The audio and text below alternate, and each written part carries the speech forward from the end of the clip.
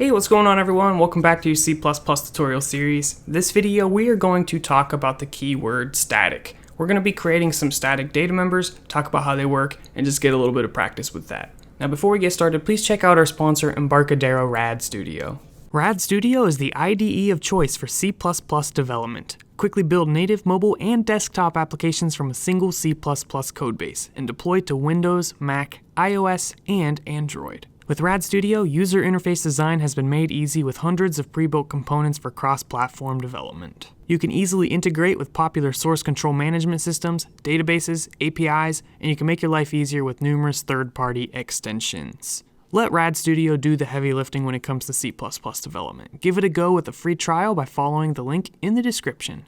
So when you create a member that is static, it's no longer going to be associated with each object, it's going to be associated with the class. So what data should be static? Usually stuff that describes the entire population rather than each individual entity.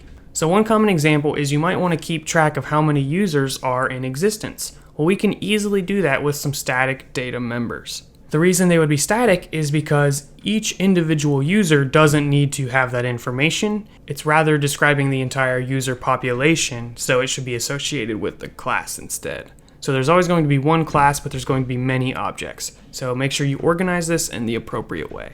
Now here's a couple things you need to know. When you label a data member as static, you can only access other static members. The other thing is that static members can still be both public and private. So it works just like any other data member, you just can't use them to access non-static data members. And you'll see what I mean here in a moment. So here's what we're going to do. We're going to create a new private data member and we are going to call it user count. So this will be an integer. And the way you basically make this static is you just prefix it with the static keyword. Nice and simple. Now what we can do is we can create a static method, which works the same way. It's just going to be associated with class user that can access this data here. So going down here, let's just find a good spot for it. Let's put the static ones at the top. That's what I'm going to do. So we're going to say static int get user count. And all this is going to do is say return user count. And let's compile. No errors, so our syntax looks good.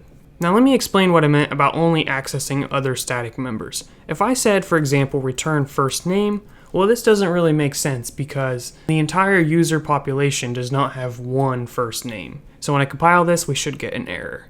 And you can see we did. Invalid use of member first name in static member function. So in order to do that, first name would have to be labeled static. But fortunately, we're not trying to do that. We're just using user count, so we should be good to go. Now, how exactly do we increase or decrease the value of user count?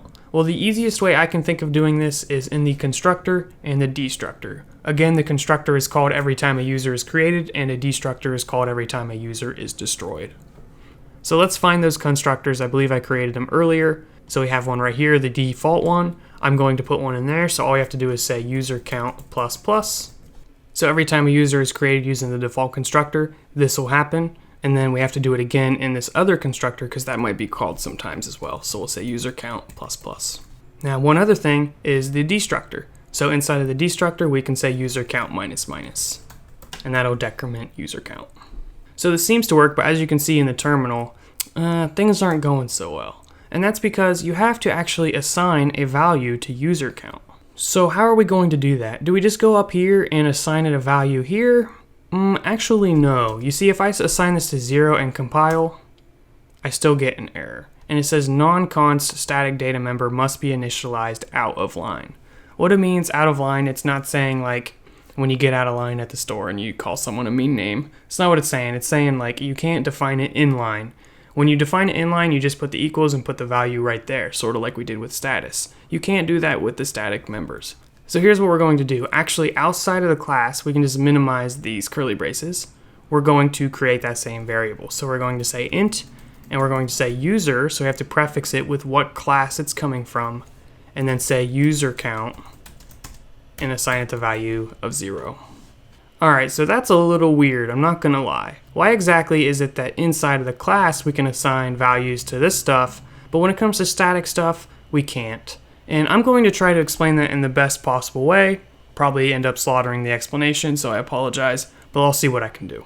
So here is why you have to assign the values outside of the class. When you create a class, you're basically defining the structure of these objects you're going to create when you instantiate this class. So whenever you do that, you have to allocate some memory for values. So for example, this here is going to get some memory. All of the data members are going to get memory. That happens when you create a new user. Now when it comes to static stuff, the class itself does not actually become usable until we define some memory for it. And that does not happen when we create the class structure. It doesn't happen until we create a variable like so.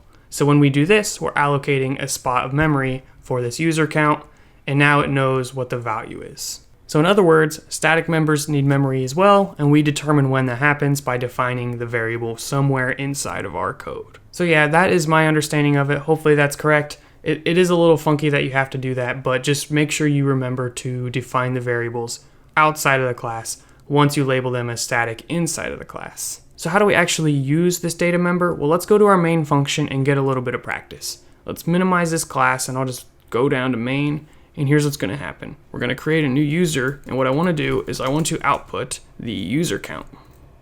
So to do that, you prefix it with the class and say get user count. So let's compile and run. So we have 1. I'm going to get rid of this destructor text just to make it a little cleaner. So I'm going to go up to the class, scroll down to the destructor, and just have it do user count minus minus right there. So we created a user and we output and we get the value 1 right there. If we create multiple users, let's just say in the same line here, we could say user 1, user 2, user 3, user 4. Every single time we create a new user, that number is going to go up. In this situation, it's 5, which makes sense. There's 5 users here. And then if we call the destructor, the way you can do that is actually to say user dot, and then use the squiggly, and then say user, like so. Now when you output, we should get the value 4. And indeed, we do get the value 4 the second time around. So that is how we can use a static data member. Nice and simple, very easy to use. It is a little bit confusing getting it all set up and understanding the details of it. But once you got that good, you just gotta make sure you prefix it with user and everything should work just fine. So that is your introduction to static data members. In the next video, we're gonna talk about something new with classes, specifically operators and operator overloading. It's a super huge, cool part of C++ programming and it makes it a lot of fun. So I'm excited, hope you are as well. Please be sure to subscribe and I'll see you in the next video.